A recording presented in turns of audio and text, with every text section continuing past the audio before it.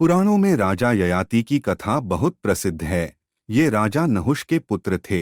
इनके ससुर दैत्य गुरु शुक्राचार्य ने इन्हें जवानी में ही बुढ़ापे का श्राप दे दिया था, पर विषय भोग की इनकी इच्छा खत्म नहीं होने पर इन्होंने अपने पुत्र से जवानी मांगकर भोगी थी। आइए आज आपको उन्हीं ययाति की कथा बताते हैं।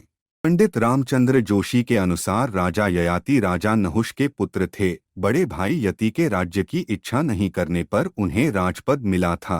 असुर गुरु शुक्राचार्य की पुत्री देवयानी और दैत्यराज वृषपर्वा की पुत्री शर्मिष्ठा से इनका विवाह हुआ था।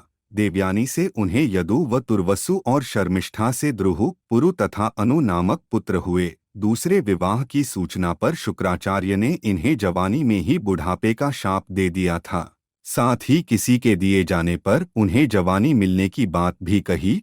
इस पर उन्होंने अपने पुत्रों से उनकी जवानी मांगी, पर सभी ने मना कर दिया। अंत में सबसे छोटे शर्मिष्ठा के पुत्र पुरु से जवानी मांगने पर वह तैयार हो गया। पितृभक्त पुरु ने इसे पिता की सेवा का अवसर मान अपनी जवानी उन्हें दे दी। पंडित जोशी के अनुसार बेटे की युवावस्था भोगने पर भी राजा ययाति की काम वासना खत्म नहीं हुई। विष्णु पुराण के अनुसार 1 सहस्त्र बीतने पर भी जब उनका मोह नहीं गया तो उन्हें अचानक वैराग्य हो गया। उन्होंने अपनी पत्नी देवयानी से कहा कि हर सुख भोगने से भी कामना उसी तरह बढ़ती है जैसे घी डालने से अग्नि। संपूर्ण पृथ्वी का भोग भी मनुष्य के लिए पर्याप्त नहीं है। वृद्धावस्था आने पर बाल व दांत कमजोर होने पर भी कामना कमजोर नहीं होती। इसलिए अब मैं कामना छोड़कर भगवान में मन लगाऊंगा।